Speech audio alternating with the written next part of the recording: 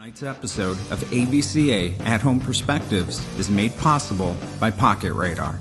Pocket Radar's smart coach app system, with its unique ability to automatically capture videos with embedded velocities, allows coaches to stay connected and work remotely with current players and new recruits. Their Bring Your Training Home initiative will provide education and resources, including webinars and a limited time discount to help players remotely train, develop, and be seen at home with video analysis tools. Check out their 2020 Expo Theater presentation located in the ABCA Video Library. Welcome to the American Baseball Coaches Association's At Home Perspectives, brought to you and sponsored by Pocket Radar. Since 1945, the ABCA has been bringing coaches together to educate, mentor, guide, and support the greatest game in the world. Tonight is no exception, as we have a great conversation in store for you. Interact with us on Twitter. Send your questions to @ABCA1945 with the hashtag ABCAAtHome. Now, let's get this rolling.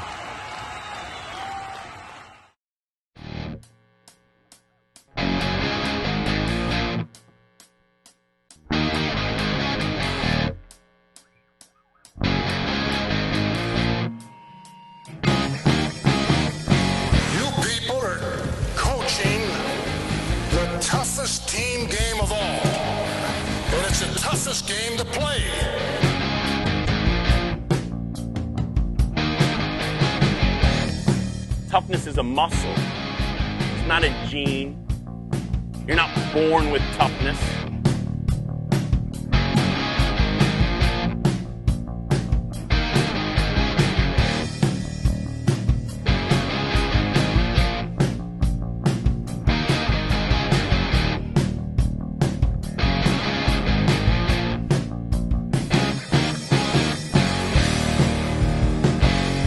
When people start celebrating small things that occur on the field, the next thing you know, you get this small amount of energy, and then it just builds up. And the next thing you know, the environment, the energy in the environment that is created is very positive, and it's contagious, and it's very enthusiastic.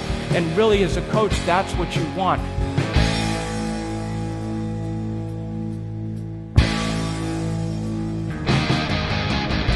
On behalf of the American Baseball Coaches Association, welcome and thank you for joining us. Our hope for these virtual coaching clinics is to educate, entertain, and inspire, to bring great coaching minds together so for a brief moment, you can escape what is going on around you and lock into something that you're passionate about, coaching the game of baseball. My name is Jim Richardson, and I will serve as your ABCA At Home Perspectives host. The ABCA will be bringing you live virtual clinics every Tuesday night at 8 p.m. Eastern until we're able to get back out on the field. These clinics will be archived and available to watch on demand within the Coaching Resource Library section of our website and our My ABCA mobile app. Tonight's conversation is centered around all things hitting, and we have an all-star lineup ready to take the field. With that, I'd like to have our panel go around the horn and introduce themselves. Hi, I'm Greg Brown, hitting coordinator with Tampa Bay Rays.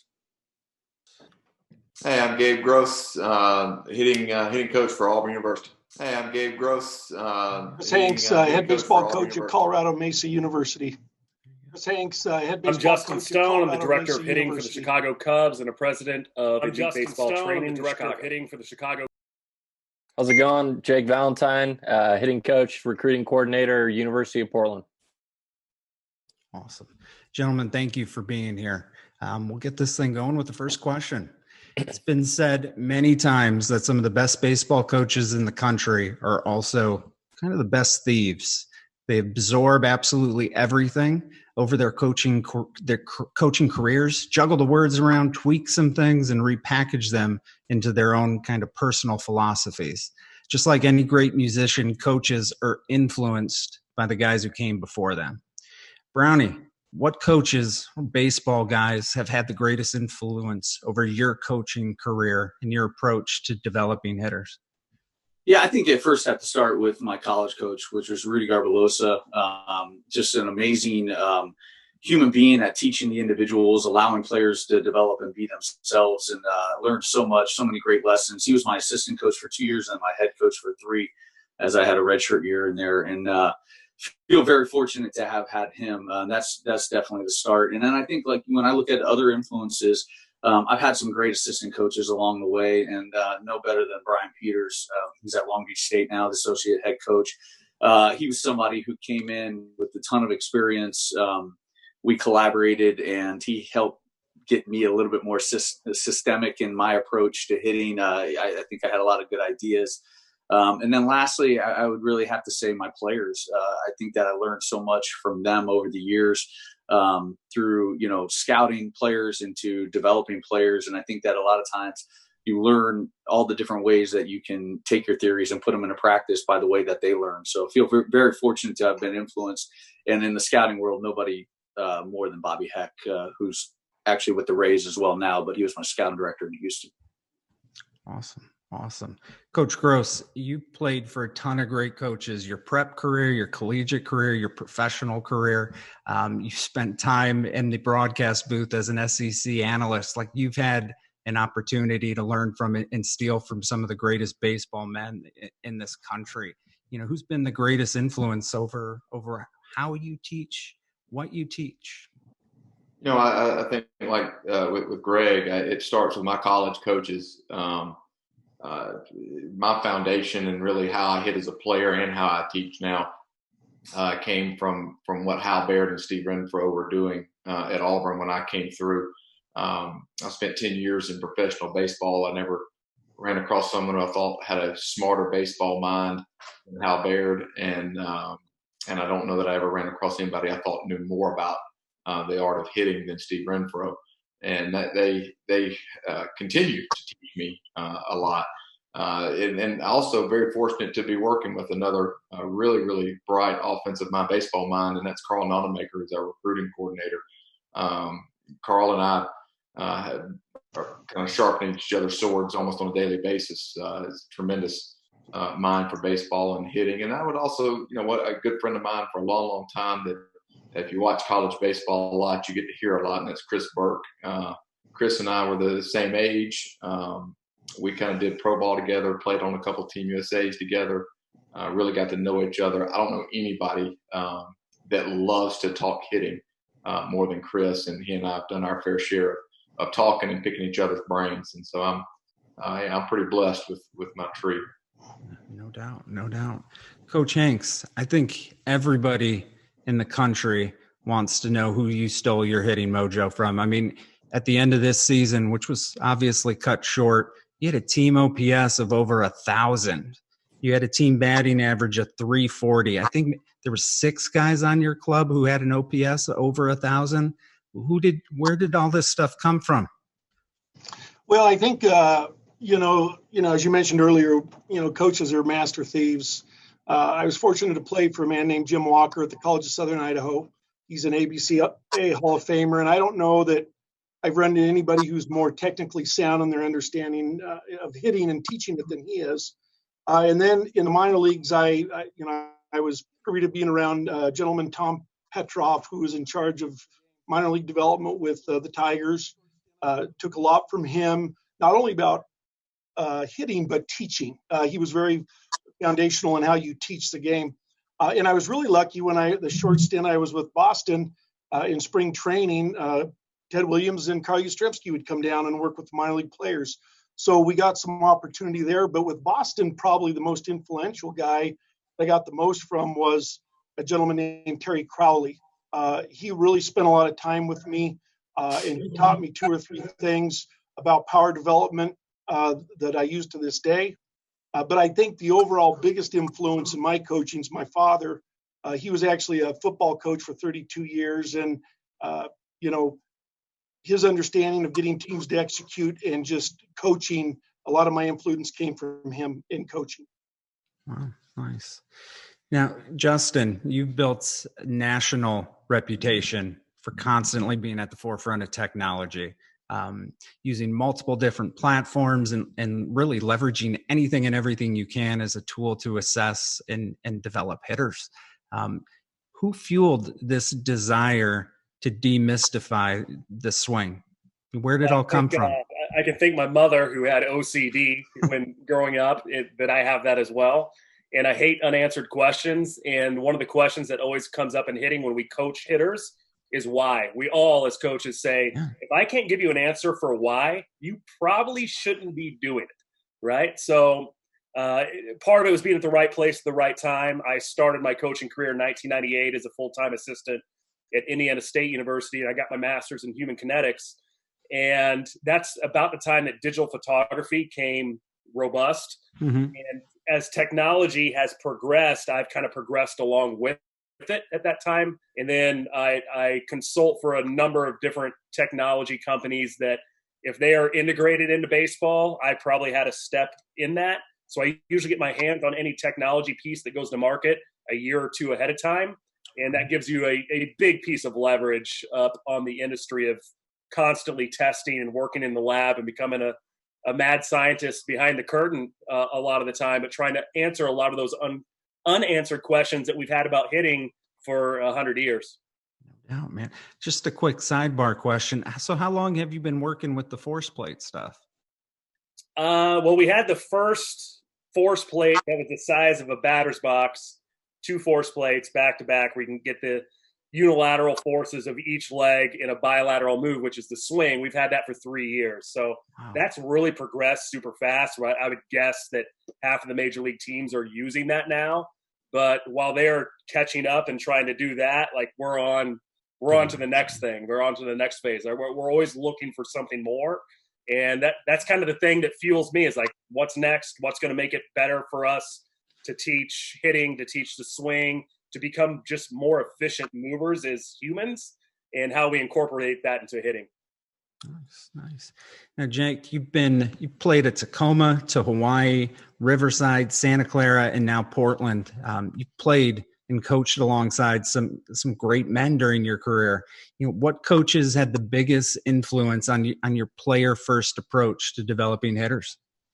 I think first and foremost, Donegal Fergus, who was my coach at Tacoma Community College. Now he's the hitting coordinator for the Minnesota Twins.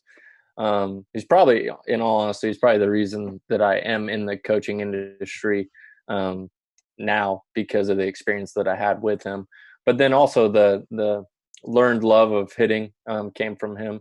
And then as I traveled through my coaching career, I was able to work along some really impressive guys like Johnny Cardenas at Stephen F. Austin, Chris Connolly also at Stephen F. Austin. And then when I went to Riverside, probably an all-time great, Doug Smith.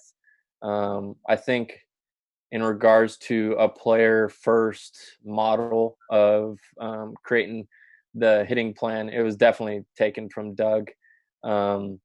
I think the organizational piece of it and what I try to implement, a lot of that came from Ferg, but the actual unique bond that you create with the hitter one-on-one, I think I took from Doug Smith. And then, I'm lucky.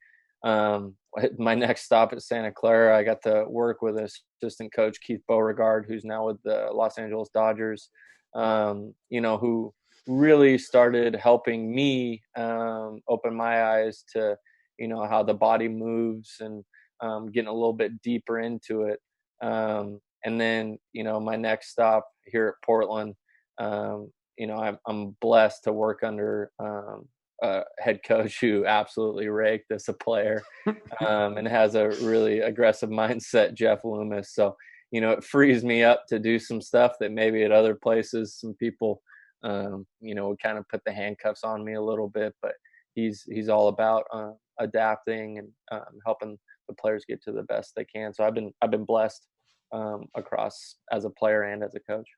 No doubt. So many times that's the case. The coaches you worked for or played for, ultimately they're our family, and your family is always the one who's lifting you up no matter what, man. And we've all stolen so much from those guys over the years. I think it's important to pay homage to those guys, but to recognize them as well. So it's awesome. Now our next question is going to come from Twitter, and it's going to come from Coach Matthew Chandler. And Brownie, I'm going to toss this one over to you because I know you've got a son, a younger son, and he's really interested. When developing young hitters, what are some suggested drills you would recommend? In addition, what areas of hitting would you focus the most on? And I know it's tough because you haven't seen this kid swing, but is there any kind of blanket you can throw over and say, hey man, this is what you should do for this guy at this age? Well, from a context of having my son, he's 6 years old, and he really likes hitting the ball hard at me.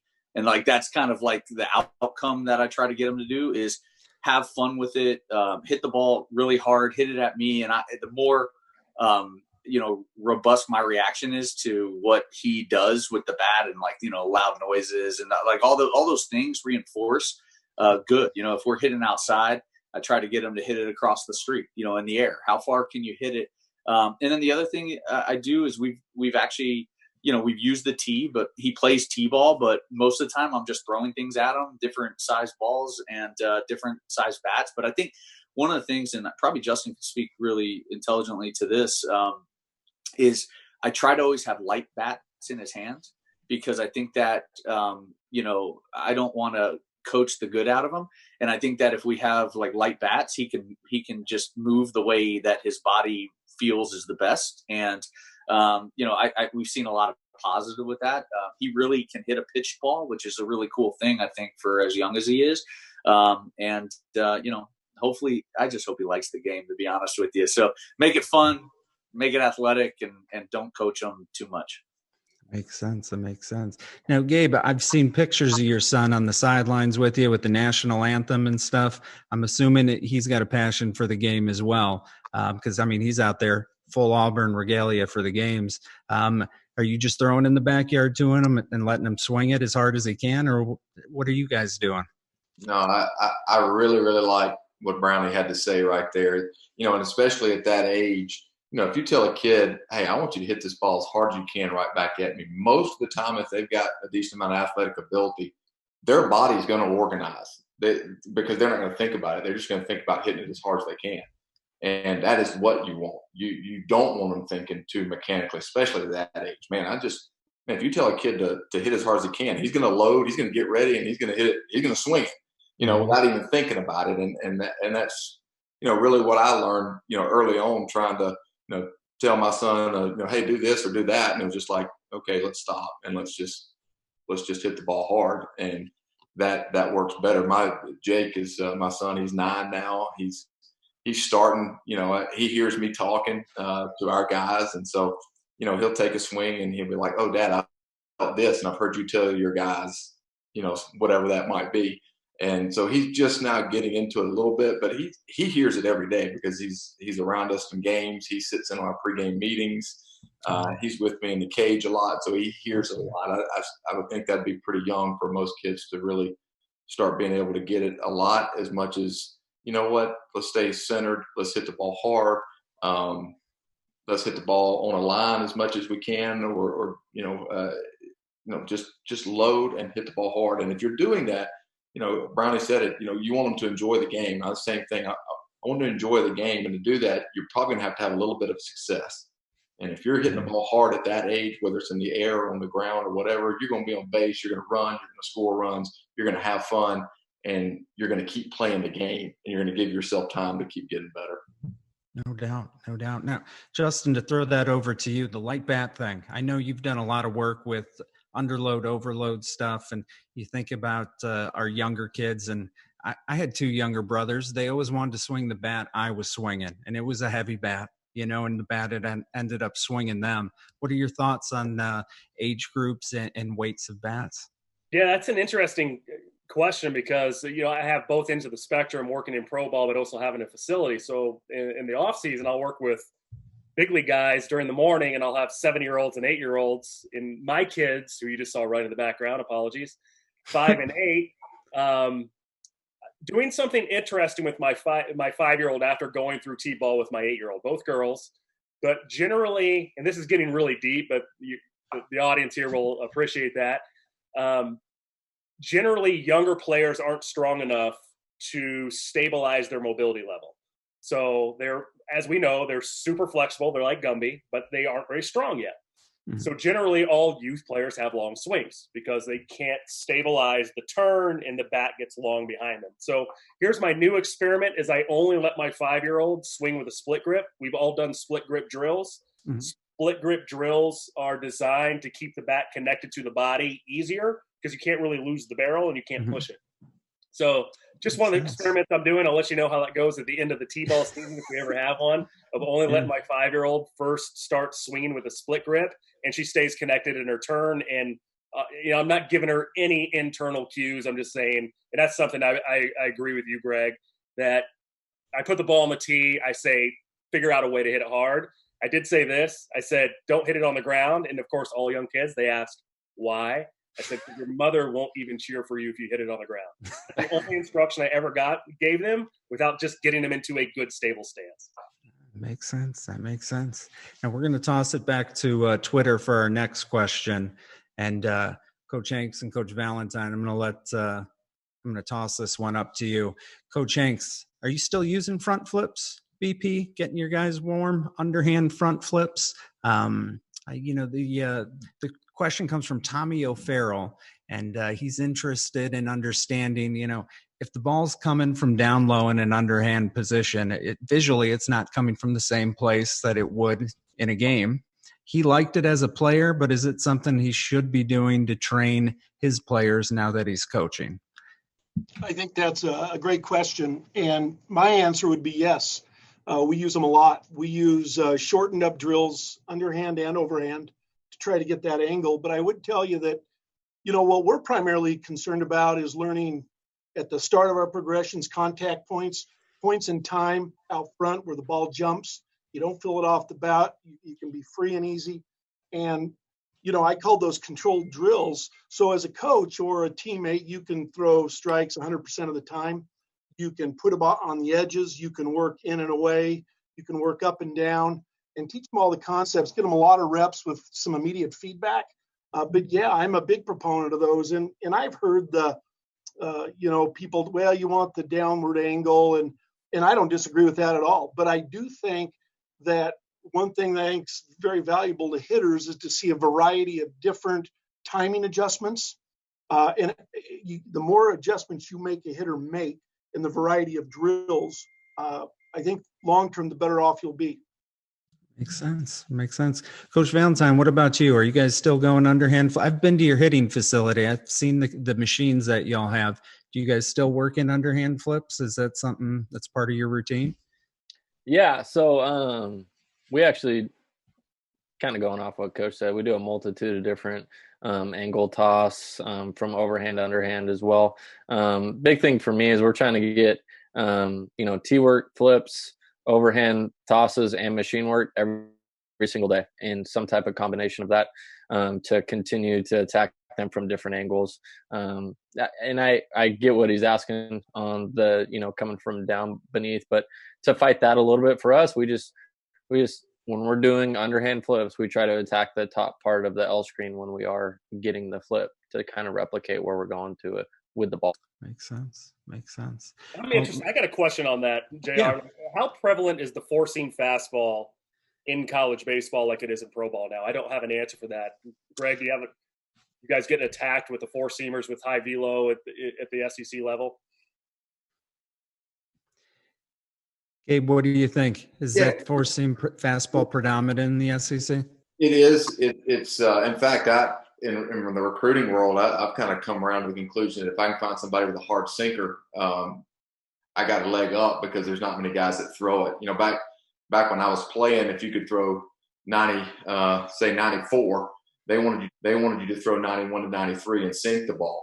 And now they want you to throw 95 and develop a big hammer with it and throw it at the top of the zone. And so things have changed. And I know that a couple of times we faced some guys with decent velo that could also sink it. Man, it blew our kids' minds because they're so used to seeing that four-seamer that they're trying to throw at the top of the zone and high spin rate. And and so that it's just so different. And that's kind of I agree with almost everything everybody said in here. And the biggest thing I think is making adjustments and making them see different angles. You are going to see a ball sinking, and you are going to see a ball that's a four seam right at your top of the zone that you better be able to get on top of and get through without being too much underneath it. You're going to have to make adjustments all the time. And so, yeah, college baseball, and that may be different at different levels, but you face most of the Friday night guys in the SEC. They're throwing four seamers. They're going to work vertically as much as they work horizontally. That's what I was thinking, Gabe, because when I think of front toss, if I want to do front toss, underhand, and soft, I'm simulating an off-speed pitch. If I want to do front toss, underhand, and hard, I'm simulating the sinker. But then I get on two knees or on a bucket and go four seamers at the top of the zone overhand. You can kind of simulate those different things, and I'm guessing that's why you guys vary all your angles as well. I about to say I do the same thing. I work different speeds, front toss. I'm a huge on balance in the swing, and so I'm constantly speeding you up and slowing you down. And then I'll back up about 4 or 5 feet, sit in a chair, and throw short little bullets at you at the top of the zone and make you get through those balls as well. Constantly making you adjust. One of the big things I believe in is being able, and obviously everybody, but you got to have a different plan for different guys. And if a guy's going to sink you, you better be able to get to the bottom of the ball. And if a guy's going to four seam you at the top of the zone at 94, you better be able to get to that pitch too. You can't be a one-trick pony. And so it's a constant mixture of all those things. Yeah, good answer. No doubt. Jake, what about you playing out on the West Coast and, a schedule that you all do? Do you find, does that kind of toe the line of how you guys are being pitched? Yeah, interesting. Last year, I would say there was a lot more four-seam attack with us.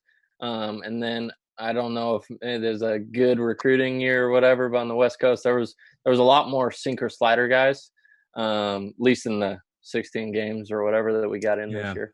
But yeah, there was a lot more guys, kind of trying to sink in, pitch off the movement a little bit more. It seemed like everybody's Saturday guy was the four-seam guy. But it felt like the Friday night guys kind of went back to a little bit of a throwback with making the ball move. And I know our Friday night guy was that guy and had a lot of success this year with it, because I don't think guys were really practicing against it as much. Yeah, that makes sense. Now, Greg, when you were at Nova, you guys had a reputation. I'm not going to call it long ball but y'all like to mash a little bit.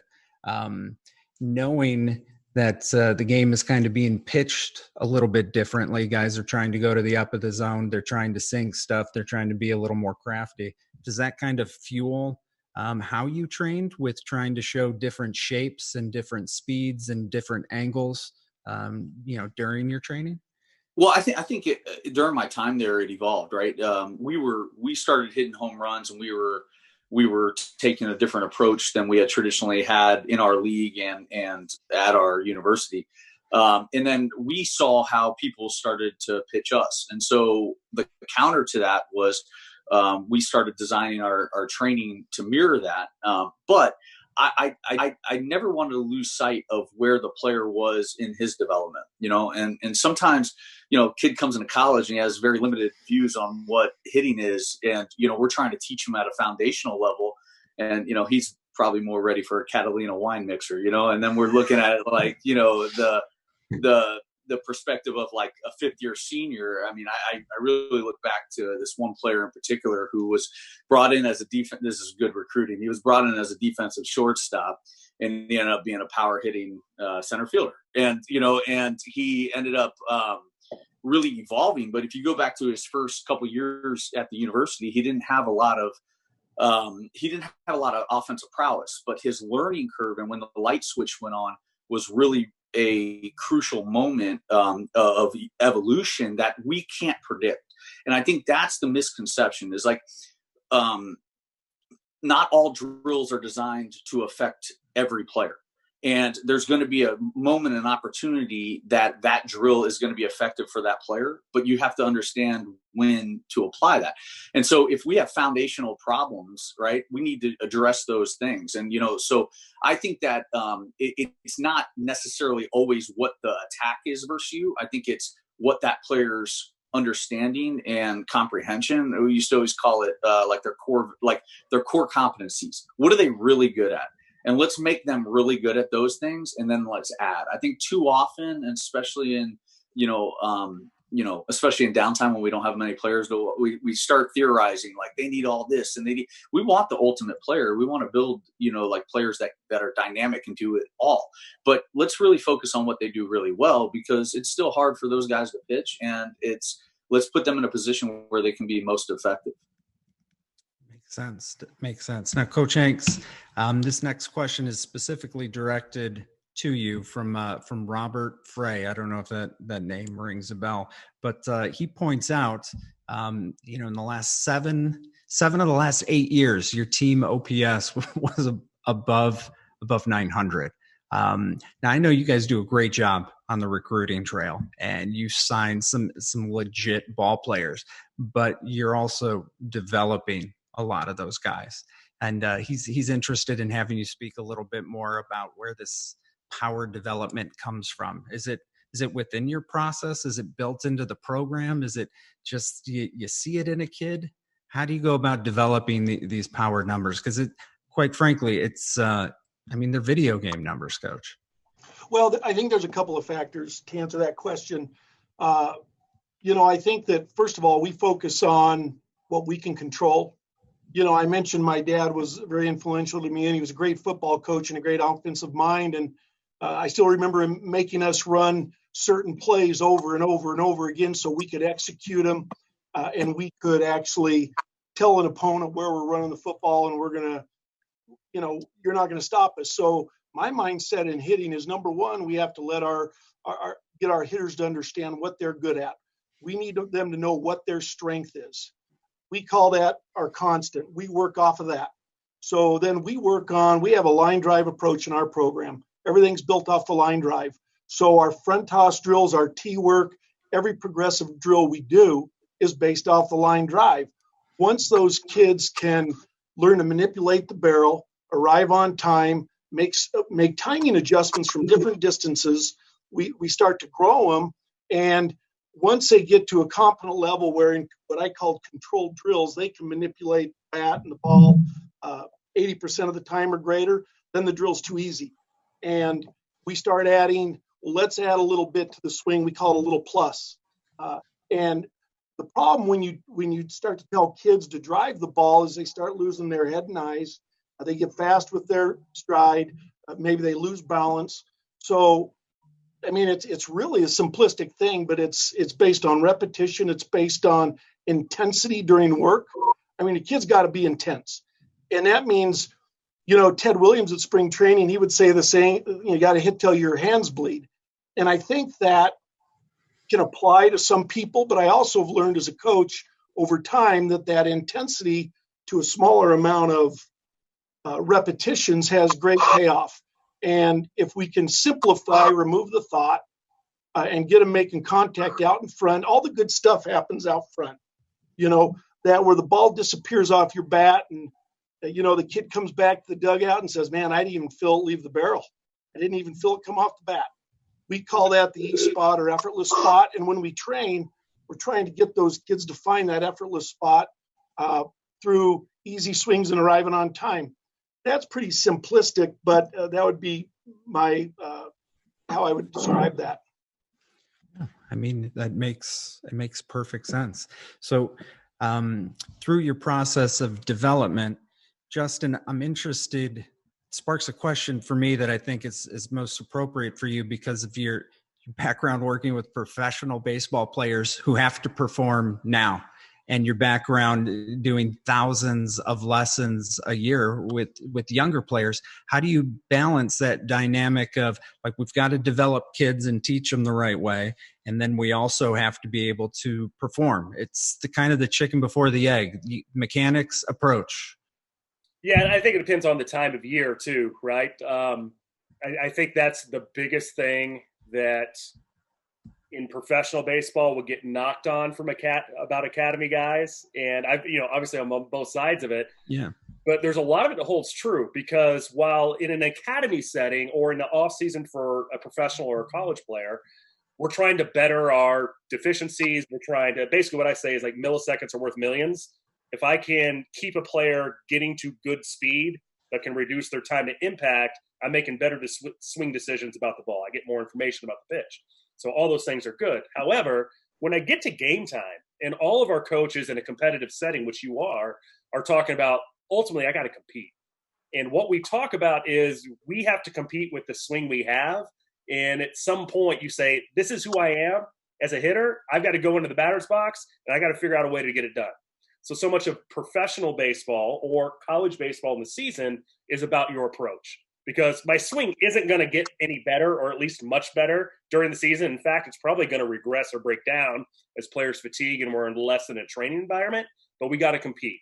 And that's why I think in professional baseball, it's so much more harped on about developing a really good approach of understanding who I am as a hitter, what I do well, and what the guy is going to try to do to get me out, and have a plan against that, the game within the game. So it is interesting to be on both sides of it. I think it really factors into what time of the year it is. No doubt, no doubt. And this next question I'm going to direct towards you as well, Justin. It comes from Twitter from David Michelle.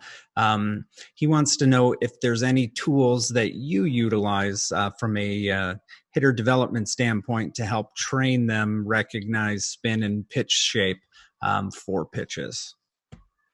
Well, we're dabbling into VR. I think we would all say that VR isn't quite there yet. It's definitely getting better. And so it's interesting to use, but it doesn't really replicate the spin of the pitch.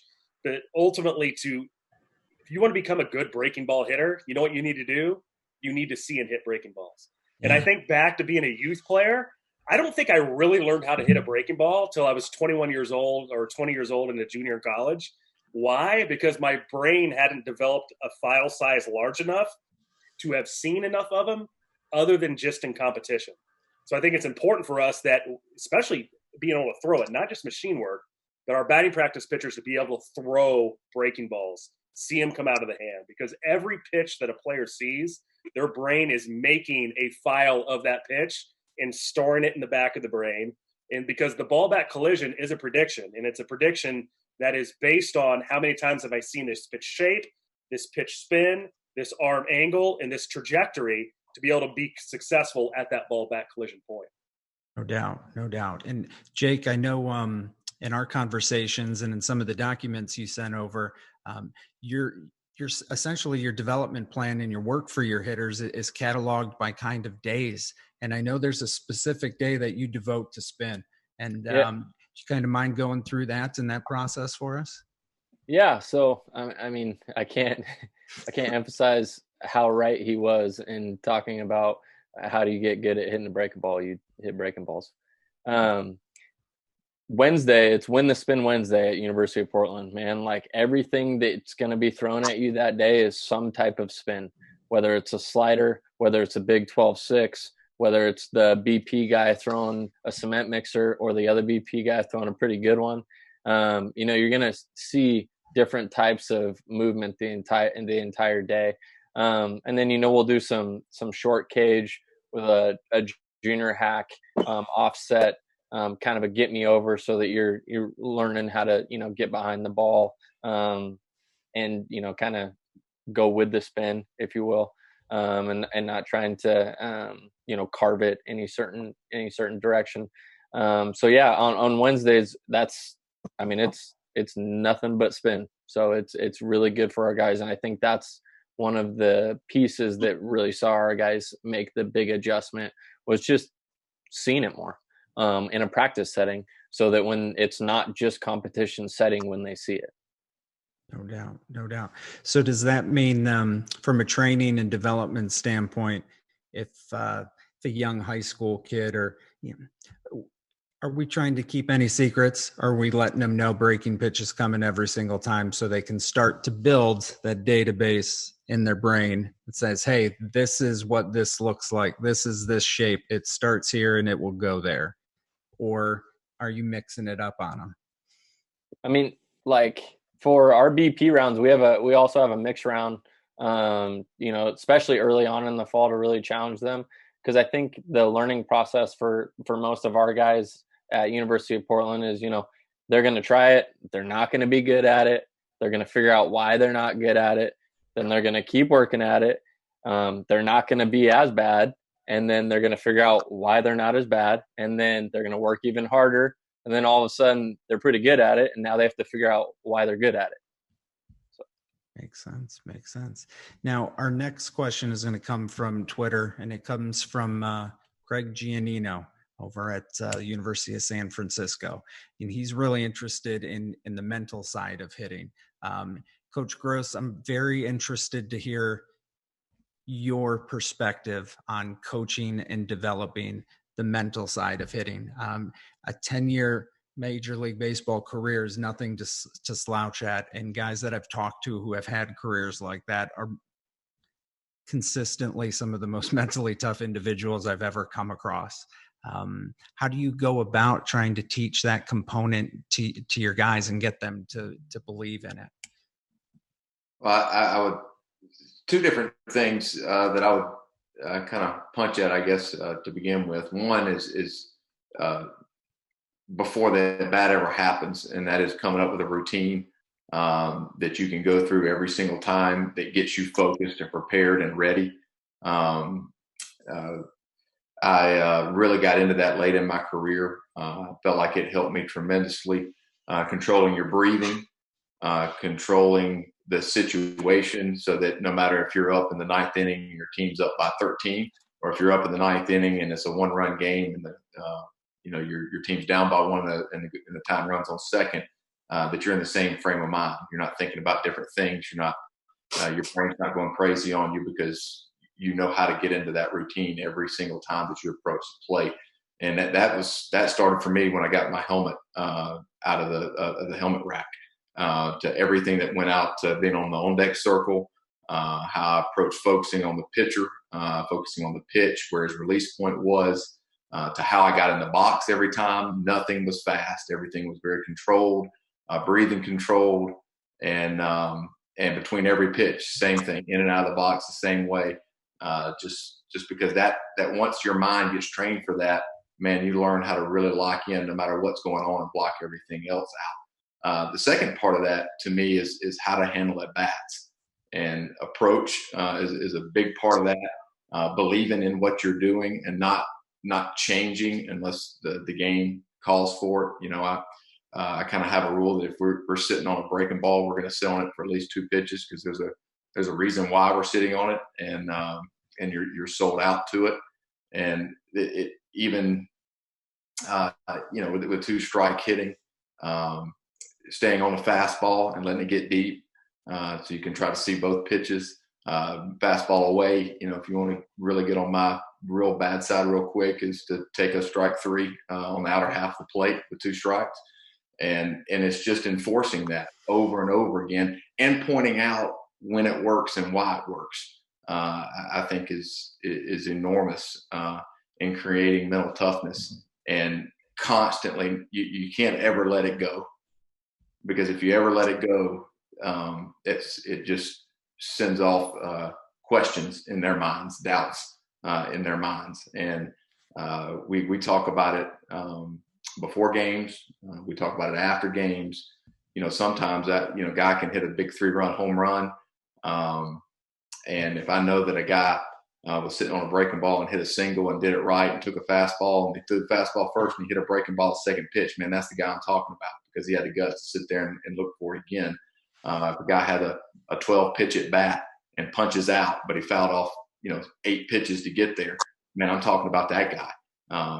If a guy sacrifices himself, hits the ball to the backside and gets run over to third in a 1-run game, and we wind up tying it late, I ain't worried about the tying run. I'm worried about the guy who gave himself up and hit to the backside and scored that run. And so to me, it is everything that you want done, and it's constantly being on it with those guys and pointing it out.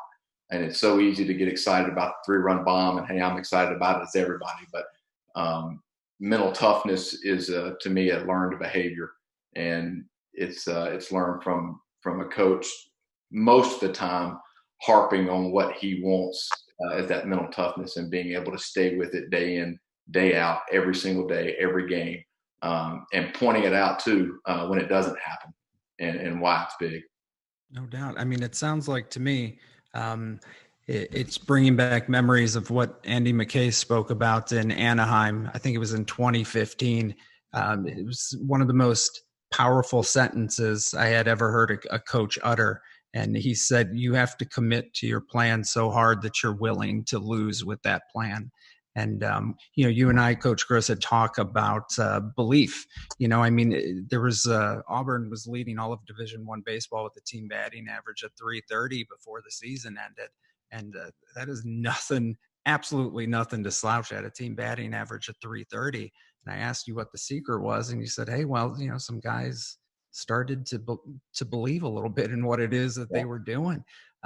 So how does that belief kind of tie in to the mental approach and mental toughness of it all? It's one thing, and I think everybody here could attest to, it's one thing for me to tell our guys, hey, this is what you need to do. This is how you need to hit. This is the approach you need to have. I think Jake kind of said it about the breaking ball, but it's another when you know why you're doing it. You understand it, and it's now become who you are. It's become your identity. And when you get to that point with guys, when they own it, and it's not just doing it because a coach tells them to do it, but I understand it. I've seen the results from it, and now this is who I am. Man, you just entered a whole different phase of coaching baseball with somebody, and that's kind of where I felt we were with a lot of our guys this year. This is my third year in the program, and had some guys for 2 or 3 years, and had been able to be with them and reinforce all those ideas and thoughts by them actually seeing it work or the opposite not work in games, to the point that they were really bought in on their own without me having to sit over the top of them and tell them constantly. And when it becomes their own, all of a sudden it changes. They're not doubting anymore. And that's the real mental toughness and approach and at bats and stuff like that. When they believe in it, it's amazing how mentally tough they can become, because they know that's where success is coming from. No doubt. Now, Brownie, not to when we were sitting in your locker room down at Nova before you took the gig with Tampa, we had a long conversation about buy-in, belief, and everybody together. And do you want to talk a little bit about the Red Hot situation or the Samurai situation down there at Nova that you had going? Yeah, I just think that belief comes from your consistency leader, and I think that when you create a approach that's founded in their best interest and what our best interest is, that people follow suit. So we were a team in 2016 that needed an identity, and we found our identity. And once we did, we just fed it. And so for that, we had a guy that was very influential, and he used a term that I kind of planted in him, and it was red hot, and it just became a thing. And as we caught fire, it really became our mantra. But I think that like the best, going off of what Coach Gross was talking about, is that you belief is something that is deep rooted. So in 2016, we hit really well, and we won the ultimate prize, which won a national championship. But in 2017, we mashed. We hit 97 home runs in 53 games. Like, we mashed. And we were in a regional, and I've never told this story publicly, but I'll happily tell this story. We were playing University of Tampa, and they had a guy named David LeBron on the mound, who was 2-time pitcher of the year in our conference. This guy was so good. I never saw him give up 3 singles. And I told our team before the game, I said, we are going to beat this guy by going for the downs. We're not going up there to hit 3 singles and string it together to get him. Our approach, and this guy had shoved it for 2 years, or for every time he faced us. And so in the game, we were kind of weak, and the umpire was giving him some pitches, and he just doesn't miss over the white. And about the 4th inning, they score 1. And we got our players up, Brian Peters and I, my assistant coach, and we're like, look, move up in the box 6 inches. And I think one of the things that players really struggle with is making adjustments in the box. People get into their safe spot, and they get into their home, and they're not willing to change, right? And it's like, if we give up 6 inches in the box, we're going to get to more barrels, because we were just missing pitches. Sure enough, first guy comes up, and he smokes a one-hopper first pitch, and you see him take a big step in the middle of that bat of moving up in the box. One hopper, next guy comes up, he lines out to center, and then the next guy hits a single, and then end of the inning. Okay, but they were all looking at each other, going, "Yeah, it worked. Like it worked." So go to the next bottom half. We hit a home run on with our first batter of the next inning. We ended up winning 3-1. We had 4 hits. We struck out 15 times. I had told them before the game, we're going to strike out 15 times tonight, and I don't care. It's about surviving advance. It's about winning the game. Let's find a way to do it. And that was our plan to beat them. And it was deep belief. And if in the middle of the game, I would have altered my plan and gone, no, we're bunting here, and no, we're going to play small ball, it sends all the wrong messages. And so how consistent you can be. And if I could just piggyback, and I'm not trying to dominate, but if I could piggyback on the breaking ball question that we were talking about before, is that one of the major problems with coaching messaging versus outcomes is that coaches often are teaching guys, like I was taught to hit a breaking ball at its depth and hit it the other way in the 4-hole as a right-handed hitter, right? And then you go into the game and you're wondering why we're not getting positive outcomes. Well, I'm not a really fast runner, and if I mishit it between the 4-hole, I'm out, right? And so when you watch SportsCenter at night back in the day, or Going, Gone, and then you see everybody pulling breaking balls, and you see guys hitting, like, blasting breaking balls, right? They're getting to max bat velocity because they're catching those balls out front. Well, maybe they're hunting the fastball to the backside, and then they're getting the breaking ball out front. But it comes back into the intent. If I'm teaching them, if I'm telling them to hit it the other way, they might start breaking down mechanically, getting pushy, and doing all the outcomes that we don't want. So it doesn't matter what drill said. It doesn't matter how we go and try to put it into practice. Our messaging can be wrong. And it's like, so we got to be adamant on, like, who we are, what we are as an identity. And you go back, Coach Hanks is about as successful of a coach that there is in Division II baseball at all levels, right? And what I think that, and I was so excited because we were going to get a chance to square up this year, but I left a little early. I was probably afraid of that, but the reality was that, offensive approaches play everywhere. And you go back to the question about pitching, about that. You have an identity and you stick to that. And I love what Coach Hanks said before. They got to beat us. And so that's who we are, and that comes from the identity. Are we going to make adjustments? We are, but I think the belief that you instill starts from day one, and if you can stay consistent with that messaging, that you can create a culture of dudes that can overachieve, and that's always been my goal.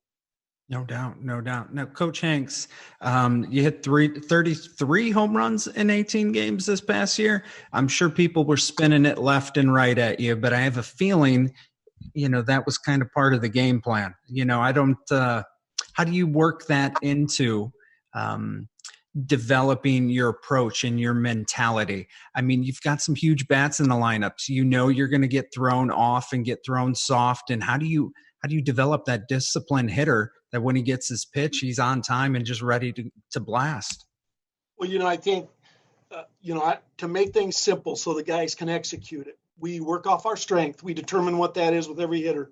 And, a lot of times that strength is a fastball. And a lot of times with the right-handed hitter, it's a fastball middle in. And so if that's our pitch and that's our sweet spot and that's our comfort zone and that's the pitch we would want, we work off of that. So back to what Jake said and some of the other guys, in a practice setting, to hit a breaking ball, you got to see breaking balls. So you rep it, but we do it from different distances. So we'll do a short toss, from, 25 feet. It's easy. It's a hanger. We learn to pull that breaking pitch, the ball that's a little up, and a ball middle in. We progress back to machines. We have coaches throw it. And then at some point, though, we, introduce some variability. There has to be failure.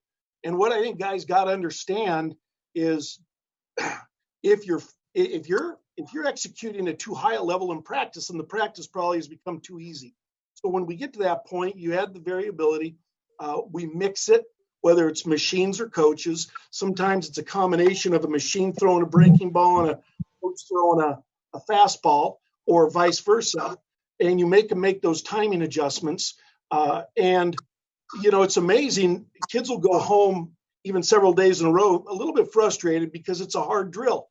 And over time, in motor learning, study tells us that the mind and the body will adapt. It'll adjust. if they stay with it. But where it breaks down, I think, is, and we've seen this with our own kids, is when things are hard, they have a tendency to want to avoid doing them. So if you say go over in the tunnel and work on breaking balls off of a hack attack, whatever it is, the kids will generally, without direction, make that drill as easy as they can. But to get back to what's simplest is, as a hitter, I got to know what my strength is. I got to know what my cookie is, and I'm never going to miss it. I'm going to be on time. And then we develop that ability we really work hard on seeing the location of the pitch early. We work harder on trying to pick up the location in or away, up or down. And we find out that kids more naturally maybe just see breaking ball then, or they see off speed. The changeup's the tough one. But if we work off, and that belief comes from sticking your cleats in the dirt, committing to a process, and when a kid's done that work, I think his mental toughness gets better. It's like, if you study for a test and you're well prepared, your confidence is high, and the results and outcome are really good. So we try to prepare that way, keep it simple, work off our strength, learn to adapt off that. And then as kids stay in the program and they work, they get better and better and better at recognizing in or away, up or down, breaking ball, fastball, four seam, two seam, whatever it is. Nice. Well, going to Twitter for our next question, Coach Valentine, I'm going to toss this over to you because some of those guys who may not have success, or the drill may be a little too tough for them those first couple of days, right away, they go into thinking it's something mechanical. And this question comes from Coach Payne. And Jake, what do you do with those guys who overthink and think that they need to make some sort of mechanical change every single day? And how do you rein them in? Is it an individual hitting plan, or what are you doing to help that guy who's just in his own head? Yeah, so I think the ABCA has the attached document, but what we do with our hitters, especially the very beginning of the fall, is we in a notebook that's everything's bound up so that they can have it wherever they go. But they create a plan, and like Coach was talking about earlier, they're going to list out their strengths, like what it is they do really, really good, so that they learn to know it and believe in it. And then, but they also have to, at the same time, know what their weaknesses are. And what we do is I pulled it right here just so you guys can see it as well. But it's just a document that allows them to create a routine for in-game and practice. And then the big part is, like, when they do fail, they learn to create a release technique to allow them to get to the next pitch or the next drill or whatever that day's brought upon them. It's just because it's never, at least for me, it was never taught to me. It was just something that I kind of stumbled upon talking and asking questions. And so that's the big thing for our guys is, we have, and it's a great question for me I feel like, because at University of Portland, we have some very analytical thinkers. And so a lot of times they're their own worst enemy. And so, the confidence comes from preparation, right? Like we all of us coaches have been talking about that today. And so, like, when the guys can really map out like what they're good at, what they're not good at, how they're going to get better at it, it allows them to realize in those really hard situations that it's not going to last, that they have to stay with it and they have to believe in themselves and not get caught up. So then they can go to their focal point and go to their release technique and kind of reset the system, if you will. And I think that's where we've really benefited, because I've had to challenge myself, because at other schools we didn't have quite as analytical of thinkers. So, there was a lot more paralysis by analysis when I got to Portland. And so I kind of had to, and it's person by person. It's not by group. It's definitely on an individual basis, but learning, hey, this guy really needs to see his numbers. Like, he really needs to get into the video and break it down and see with the blast motion. Like, he needs all of it. Mm-hmm. This guy, we can't let him see anything. Like he needs to be more of a feel guy at this point. And then, kind of switching it and allowing them to grow on both sides of it. It's just, I think coaches talked about it a little bit earlier, but when those guys, they don't care what you know until they know that you care. And if you are able to create that relationship with them where there is that absolute trust, then they're going to be like, all right, well, okay, he doesn't want me to see it today. I got it. Like, and then, but he knows as he gets more confident with it, and then we'll get into it and perfect it. Like you were talking about with the plants, that's what Monday's for, right? That's Mechanics Monday. That's when we're going to build our swing and really get analytical with our thought process. And I think that's what's really helped them is like segregating the days, like understanding like, okay, I'm allowed to be really analytical today and really, really dive into everything. And then I'm just going to compete on this day. And it's just, I don't know, creating an individual plan to allow them to not get in their own way. And then the biggest piece for me is just creating the focal point and the release technique. And that was way too long-winded to answer that question, but I hope I got it for you. No. It's all valuable. And the documents that Coach Valentine is referencing, once this video is archived, they'll be available under the video player. Be a simple link, click it, and it'll download right to your computer. They'll also be available in our My ABCA mobile application. You just click more and then go to Document Center and just type in, or you'll see a folder saying ABCA at home, and you'll be able to view it on your phone if you so choose. We've had some server issues via the ABCA website as of late. We've been trying to update everything to handle some of the increased demand that this live stream has kind of brought forth. And I'm hoping it's fixed by now, but yeah, we'll see. Kind of moving forward. Jake, I know you said it was a little long-winded, but you touched on two things that I think are really important that we kind of better define for some of these coaches who are listening in, focal point and release. And I know Coach Gross had mentioned something along controlling the breathing as well. And I think those two things kind of tie together. So Jake, do you mind kind of defining what you mean by focal point and release for your hitters? Yeah, I mean, for me, what kind of started my journey down this path was, I think everybody saw the YouTube video of Longoria when he breaks down the mental side for him and how he finds a focal point that's always going to be a constant in every stadium, and that's what he uses to find before each at bat, and then he finds something on his bat. And then a deep breath. And so what we do is I allow the guys a lot of freedom to create their own plan with that. So I again, using the focal point, something that's always going to be constant, whether we're home, whether we're away, whether we're, displaced like we were this year at fields all over the joint. Just something that's always going to be there for you so that you can find it. And then for us, it was like, hey, what's the symbolism with your focal point to allow you to reset? Like a lot of, our shortstop, Chad Stevens, a lot of his biggest strengths could sometimes become his biggest weaknesses. And it's because he didn't play with a chip. He had like a boulder on his shoulder. I mean, this dude wanted to prove everybody wrong, that overlooked him coming up. But so he would get a little too amped up whenever there was, failure or his thought of failure. And so teaching him to see the warning signs, kind of stealing from Ken Ravizza, but allowing him to understand where the yellow lights are before it gets red so that he can go to his focal point, create his release technique, which for him with the symbolism was like strapping the batting gloves. And it just allowed him to like reset.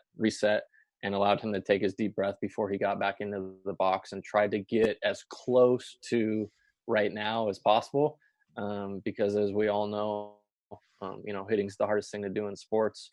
Trying to hit two pitches at the same time is impossible. So no doubt. Now, Justin, I want to throw this over to you. One, it's an idea for future research, which I think you may be interested in. I don't know if it's legal, but I'd love to have somebody tie a heart rate monitor to a video camera so we can measure a hitter's heart rate, before the swing and see how that elevated heart rate affects mechanics? What do you think? Good idea, bad idea? I don't think you have to do any research on there. I think that's already been proven. In the United States Olympic Committee does a lot of research with biathletes on this. Obviously, you're doing like a cross-country skiing, you're getting the heart rate elevated, then they have to shoot at a target, get the heart rate back down. It's been a ton of work with the U.S. Navy SEALs on this as well. But when you elevate your breathing, you are pumping more carbon dioxide into the body as well, which is making your blood toxic. The heart beats faster, stimulates your CNS, everything speeds up. So as Coach Gross said, that deep breath allows more oxygen to get into the system, slows the heart rate down, slows motor control in the batter's box, because that fight or flight syndrome is real, and that deep breath will affect it. So there's definitely a physiological piece that goes along to hitting and you've heard it since you were 7 years old, take a deep breath, slow yourself down, reset. But it does matter, because those same guys that are in personalities come out in the batter's box. We all know that. Those guys that are high energy on defense, that are diving all over the field, they're also antsy in the batter's box. And when their heart rate gets elevated, everything speeds up, the game speeds up. From a mechanical standpoint, they jump to their front side. So there's a ton of value in that deep breath moment. I'm with you. So is that something that I'm assuming everybody on the panel with like maybe potentially a head nod? Whoa, I'm getting some awesome feedback there. I'm going to turn my speakers now.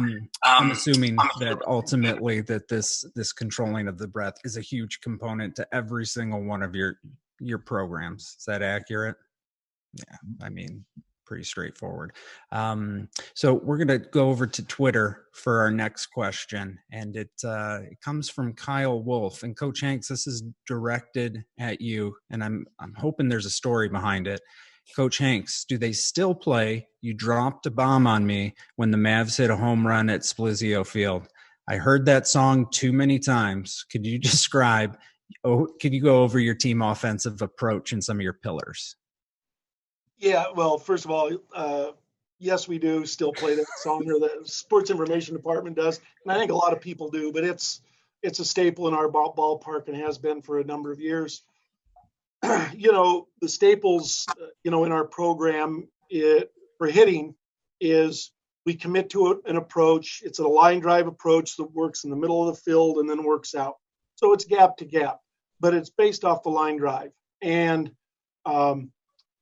what we demand from our kids is to be competitive and to hit for their teammates, not themselves. One thing you find, and it's really hard to do, but if you can get any young athlete to think about their team more than themselves, they will perform better.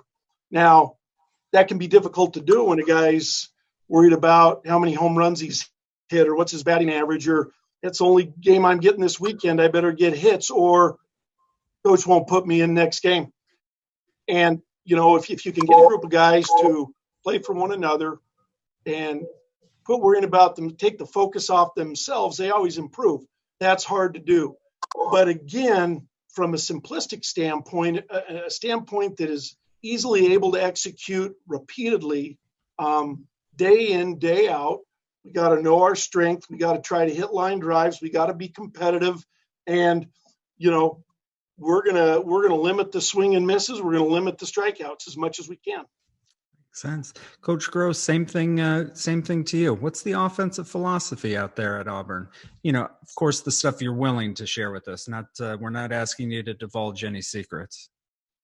Yeah, it's very similar. We are a line drive based team and approach. We're one of the things that we've done a little research on since I've been at Auburn is just from win-loss point of view in our games, the team that gets on base the most times win 80% of the time.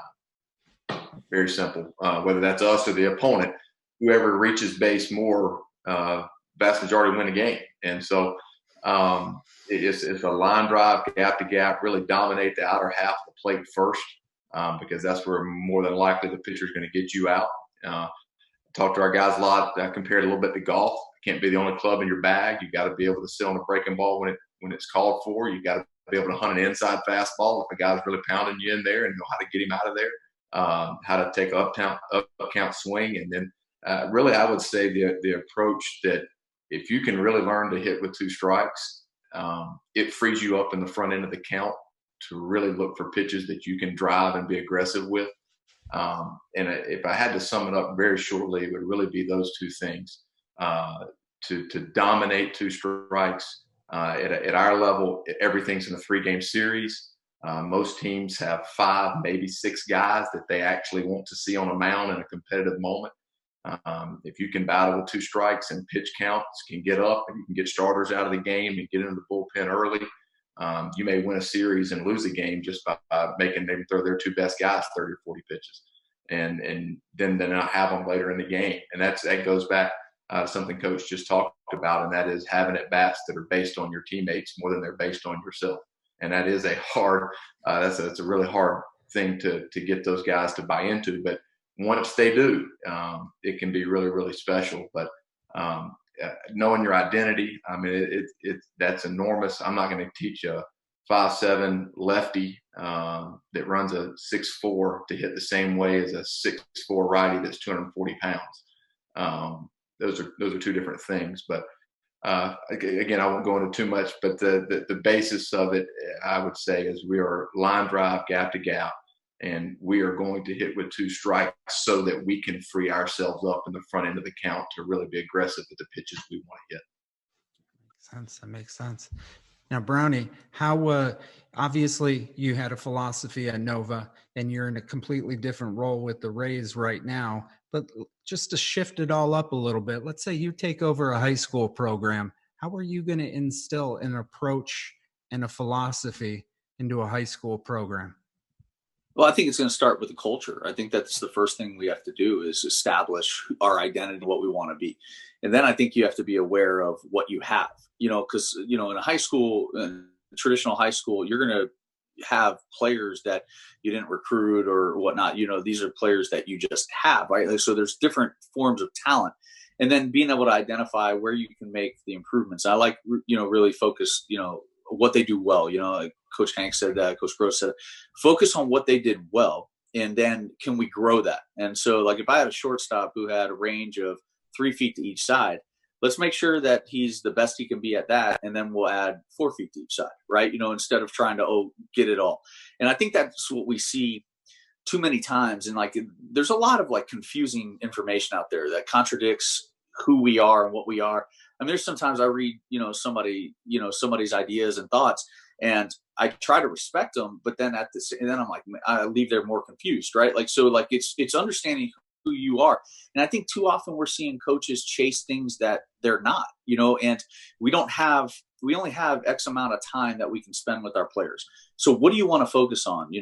The 20 pick plays that are going to, stop one play over 53 games, or are you going to focus on something that we're going to do 80% of the games, and that's something that we really tried to harp on from a simplicity standpoint when I was a college coach. And I think from a professional standpoint, I think it's trying to focus on what areas can we improve that player, if it's a metric, effect that are going to have compounding effects down the road. And so I think that when you simplify that, if you're in a high school program, you might not have the ability to, collect data, but do you have the time to be able to process the data and then to be able to synthesize the data and then be able to, apply, rational evidence-based thinking into like your players and reach all of them while you're trying to run a pitching staff and you're shorthanded and you got to throw BP and you got to do all those things. And so I think that you just have to focus on what you can control. You want to get better, grow the young men, like impact their lives, make them believe in each other, make them believe in how they're going to be, successful in these situations. And maybe they start to control their heartbeat and maybe they start to have belief. And then so I think it's much simpler than we make it often. And I think that we take the lessons that we've learned and apply it, and again, I kick it back over to Coach Hanks. I mean, can you not hear the football coach and the discipline that he in his players? And I mean that in the highest compliment, because I think, as a college coach, 18 to 22-year-olds want discipline, but they're not going to tell you they want discipline. They do like structure, and they do like creating an environment where they're held accountable, but they're not going to sit there and run around and say, please discipline me. And I think that you go back 14 to 18-year-olds, it's the same thing. Create accountability, be fair, like treat people with respect. And I think that they follow suit. And I think that if your team takes on the identity that you want them to project, you're going to win over time. And statistically, we're not going to remember that stuff, but we're going to remember, the winning. We're going to remember the togetherness, because I can tell you the ultimate win that we got in 2016. It gives me goosebumps every time I draw on that. I can think of it at any moment in time. It's not safe to live in that euphoria of winning, but like Coach Corbin did a beautiful job of talking about being centered, and my program has had some loss, had losses. We lost a player, tragically 6 months after it. I know Coach Hanks has dealt with some stuff like that, and I'm sure you guys all have as well. But the truth is in being centered. And Coach Corbin and I were able to connect during that time and be able to talk about those things. And when he gave the best ABCA speech ever given was his this past year. I thought, like, from a culture standpoint, I thought it was amazing. And I thought it could be a corporate sales pitch to everybody. Like, people need to hear that thing. And I had a firsthand view of watching him develop that. And so I just go, as simple as that sounds, we ask players to be even keel, stay centered, do this. We need to do that as coaches. So have an identity and fight like heck to create that culture so that it's the constant. And when people walk away from seeing your program, they know what they're going to get. And at the end of the day, I don't care about statistics. I want my son to play for that guy. And that's something that I'm very passionate about. No doubt. That's awesome, man. I mean, I think everything ties into everything, which is why some of this stuff is sometimes so hard to make black and white. Like you see on the internet, there's a lot of people who want to say this is this and that is that, but everything affects everything, from the culture, the identity, to what it is you're trying to preach, and having all of those messages be congruent with how you train. I feel like that's kind of the linchpin to belief in achieving. But I'm getting ahead of myself. Justin, I'm really interested, and we talked about self-awareness a little bit. We may not have used the term self-awareness, but we talk about identifying who the hitter is. And from your standpoint and your experiences, like some of the kids that you've had, like the young man who's at Arizona State right now, the catcher. I don't want to name any names, but you had him at a young age, and he grew a ton height-wise from when you had him to when he was drafted out of high school to when he signed with one place and then transferred with Coach Smith out to Arizona State. How did you assess him at that age and put him in a development plan that would lead wherever it is? It's hard when you're working with 13 and 14-year-old kids. You can't predict who they're going to be, but you have glimpses of it. How do you know you're doing them justice? I think that's putting them in a competitive environment where you're always challenging them. And as we all know, with whatever level we're coaching that our best players are going to respond to that challenge. So ultimately, too, it's like developing those relationships. When you develop a relationship, you can challenge a guy a little bit harder. And once you see them respond, you can take it to some sort of threshold that when to back off too. But most of our guys that are competing at the very highest levels are uber competitive. So it's finding ways to, and that's the art of coaching, right? Like finding ways to get the most out of our players. I know we did a round table at the beginning of this of like who our mentors were. And, when I was 22 years old, going into Division I college coaching, thinking I knew something about baseball, realizing later I knew nothing. Mitch Hannes, who's still at Indiana State, was an awesome mentor for mine that taught me he said, Justin, you've got really good baseball instincts.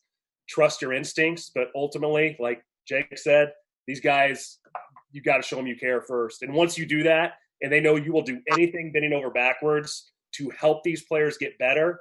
And that's kind of a segue into what a few of us are doing now in the pro ball level. They don't care what your background is, man. They just want to know, can you help them? And then if you show that you care and you can help them, you've got something powerful there. And I think that holds true whether a kid is 9 years old or 29 years old in the big leagues. No doubt, no doubt. So Jake, tossing it over to you. What is the difference between kind of the new school approach versus the old school approach? I mean, I know maybe some of the terms have changed, but is the new school approach more player first than the old school? How would you define it? You know, I think there's a constant argument on, what's new school, what's old school. Yeah. And, I think, if I can stand on a pillbox real quick, I think there's an issue there. Like I look on hitting Twitter and it's just guys crushing each other nonstop. And, I look at my buddies like Kainoa over on the infield side and everyone's just sharing, helping each other get better. I look over with Craig Driver and Tanner Swanson on the catching side. Everyone's just sharing, trying to get better. And then you get into the hitting, it's just like, man, you share anything. If it's not what the other person thinks, it's just complete hate. And I think that's where, I hope that it starts to, blend together a little bit better, because I think there's a lot of positives to both sides of what people are saying. And because for me, a lot of what was said, if you want to quote it, old school, is just said differently with some measurements in new school. And so I think if we can like come together and realize we're trying to get to the same, thing, and that's just to help develop young men, that, I think the game will get a lot better because of it. I mean, ultimately, what's our job as a hitting coach? It's to find whatever that kid needs to get better. If that means we got to go at him with a really, really, quote, old school approach, then that's what you do. If you got to go with them with a really, really new school approach, then that's what you do. Like they're on this freeway of hitting, and we're the guardrails. Like we're the ones that are trying to keep them going in the right direction so that they continue to grow, not just as hitters, but as humans. Right. And like us going off on people because they have a little bit different beliefs, like that's exactly what's wrong in the world today. Like, can we just, can't we all just get along? But no, like understanding each other a little bit better, Yeah. I think, is the issue. I couldn't agree with you more. And Gabe, I'd like to hear your kind of perspective on this, because given the level of play that you sustained for quite some time, what are your thoughts on how people are trying? What are your thoughts on all the information that's available out there these days? I think I really agree with Jake a lot and what he just said. I think there's hitting, number one, is very different than almost anything else because it's reactive. You can go into pitching and there's so much more, to me, data available to say 1 + 1 = 2 from a pitching standpoint. And 1 + 1 doesn't always equal 2 from a hitting standpoint. You're adjusting to location, velocity, movement of pitches, different counts, different situations all the time, and you're having to be reactive. And so I guess I'm saying that to say that different things work for different people. And I said before, I mean, if you want to tell me, if you want to talk launch angle, and a guy's 6'4" and he's 250 pounds and he runs, a 7.4, and you don't want him on base, he's clogging the bases up, man, that dude needs to hit the ball at the ballpark or he ain't got much of a chance, So yeah, let's go. And if I got a guy that on his best swing can hit it about 5 feet over to the pull side, and I'm trying to teach him to hit fly balls, then I'm an idiot. And so to me, it's a balance, and there's new school and all that kind of stuff and analytics. I can't remember who said it earlier, but there's guys that really can get a lot out of looking at all the blast motion and numbers everywhere, and you show that to some guys and their brain is fried. Like they can't handle it. And so it's your job as a coach, it's my job as a coach to figure out which guys can handle what technique, and do I need to feed him some analytics to get him going? Do I need to take the analytics away from him? Does this guy need a little more loft in his swing to be the best player that he can be?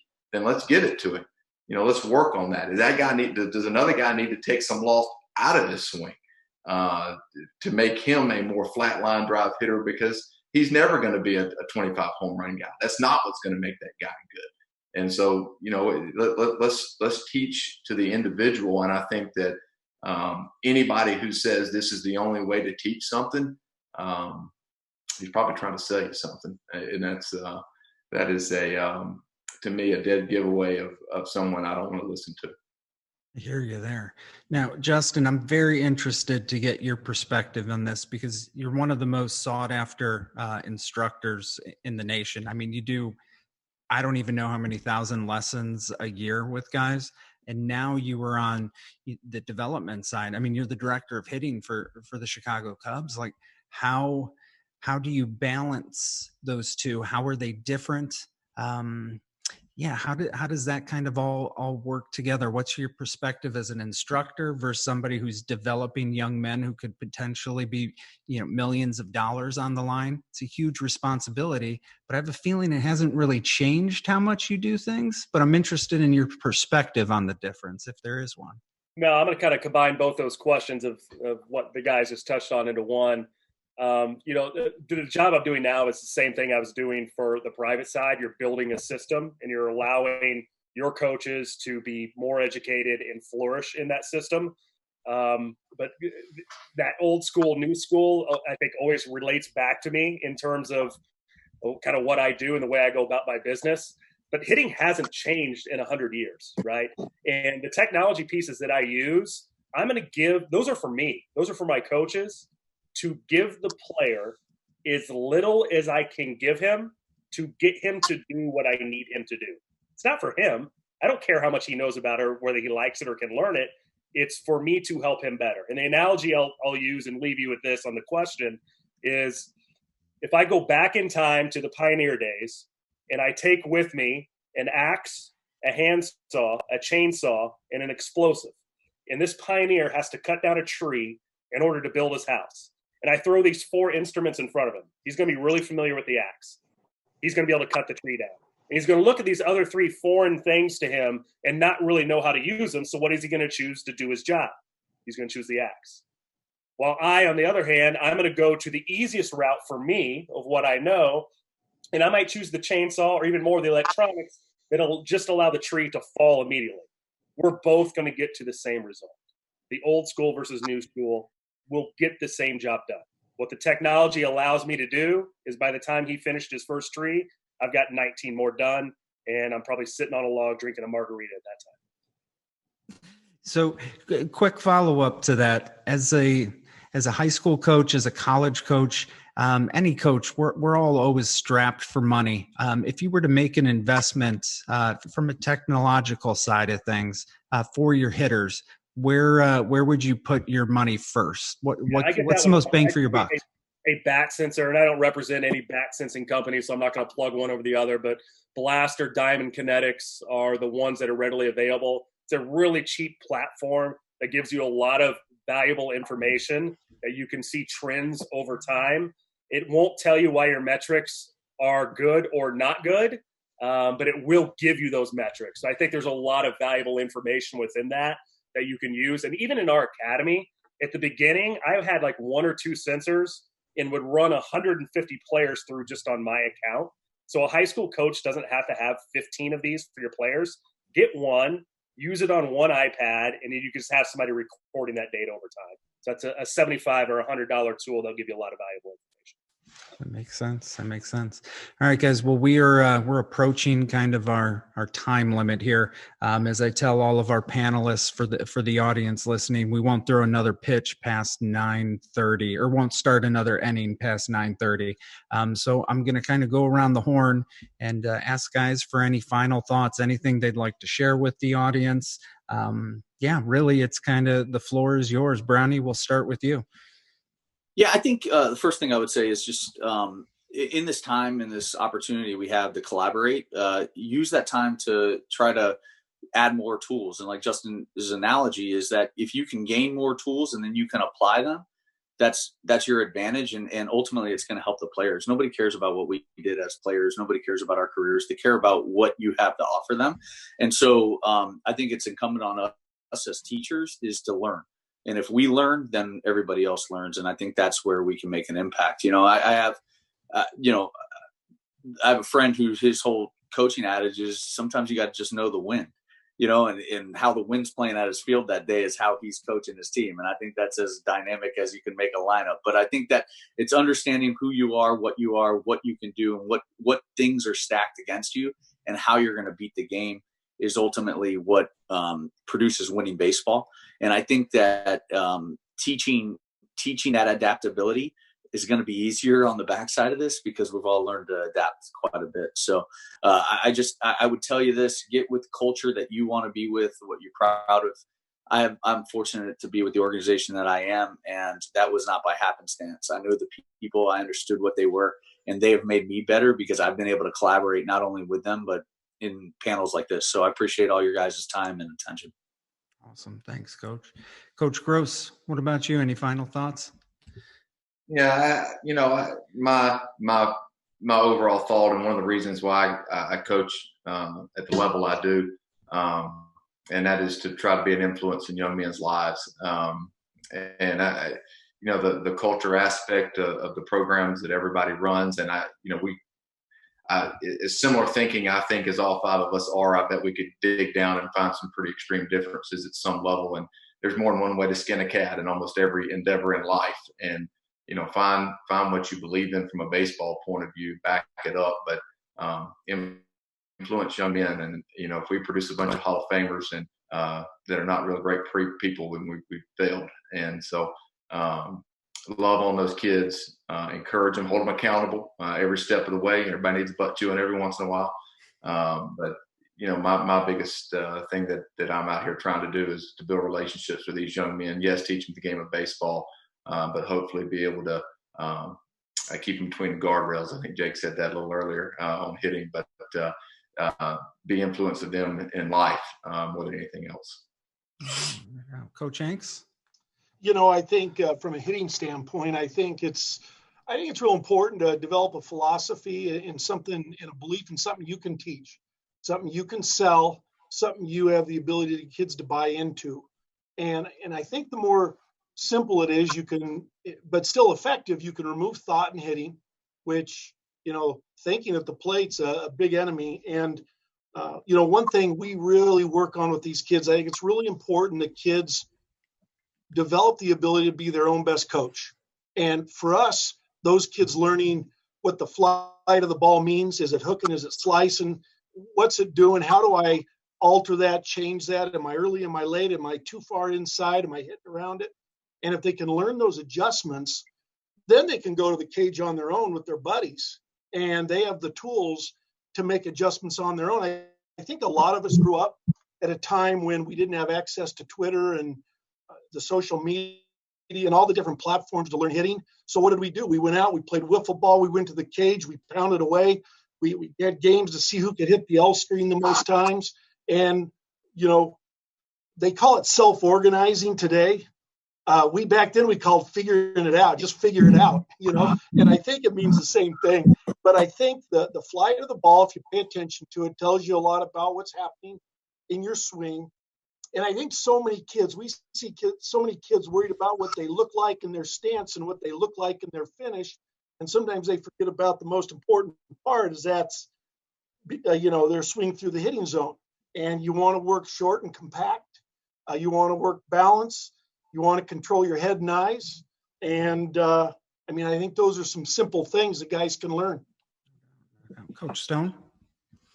Well, I think that piggybacking off what the first three have said, that's about making our players better so we win more games.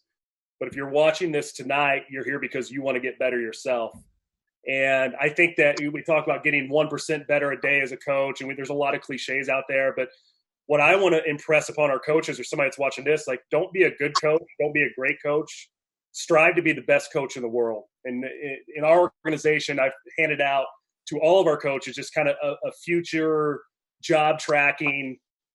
What do you want to do in this coaching industry? And I had one coach brought it back. It says, I want to be in the Hall of Fame.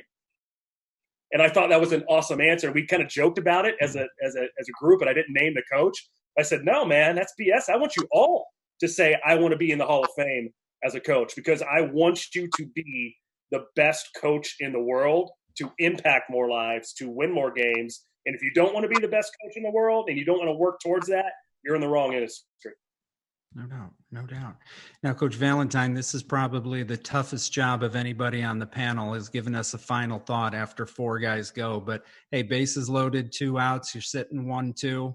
I'm sure you can at least put it in play for us. Yeah, I mean, I'll try to lay a drag bunt down if third baseman's back. Nice. But not going to happen.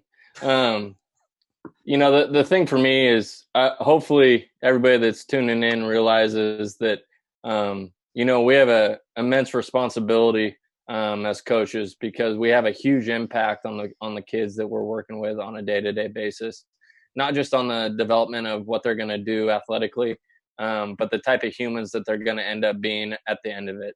How we are around them, a lot of times, most often than not, is going to rub off on them, right? And that's where they're going to leave. I mean, I know from my point of view, my perspective is, when a kid comes to Portland, it's kind of my kid for 4 years, surrogate kid. And I think coaches across the country, if you're tuning in, that means you really, really care about the craft. And I think that's part of the thing that we need to care a little bit more about, is taking care of those kids that are, under our watch.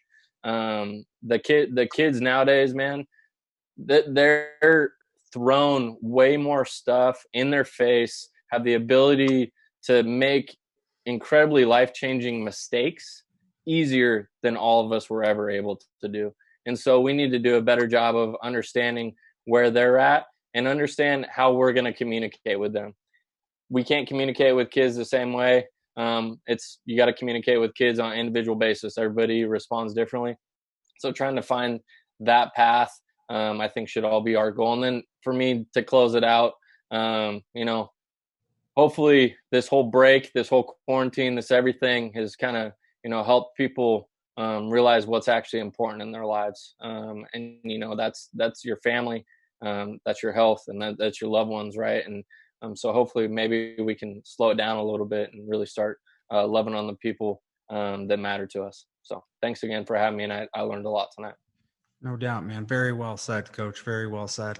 Well, folks, that's all we have time for this evening. I'd like to extend a huge thank you to each one of our panelists, our production team, PAC Network, and our sponsor, Pocket Radar. These are the guys that made this whole thing happen. If you missed something or you clicked into the conversation a little late, this episode will be available on demand within the coaching resource library section of our website and our My ABCA mobile app within 24 to 48 hours. Make sure to download our mobile app if you haven't done so. It's free. It's in the Apple Store. It's in the Android Store, whatever store your mobile phone connects to. It's a free download, and you can access news if you're a non-member. Members have access to our entire coaching resource library, charts, the live stream of this, every video that we post. There's a ton of information out there. It's just one benefit of being a member. And the website is abca.org. Make sure to tune in next week as we're going to discuss recruiting with Pat Bailey from Oregon State University, Brad Bohannon from University of Alabama, Mike Hampton from St. John's University, Nate Metzger, Wright State University, Nick Schnabel from University of Michigan, Coach Dave Serrano will be joining us again from Cal State Northridge, and Aaron Smith from Belmont University. On behalf of everyone here at the ABCA, our board of directors, our executive committee, Craig Kylitz, John Litchfield, Juan Clark, Zach Hale, Matt West, Sarah Barlock, Ryan Brownlee, and Mike Odom. Thank you, and stay safe out there. Tonight's episode of ABCA At Home Perspectives is made possible by Pocket Radar. Pocket Radar's smart coach app system, with its unique ability to automatically capture videos with embedded velocities, allows coaches to stay connected and work remotely with current players and new recruits. Their Bring Your Training Home initiative will provide education and resources, including webinars and a limited time discount to help players remotely train, develop, and be seen at home with video analysis tools. Check out their 2020 Expo Theater presentation located in the ABCA Video Library.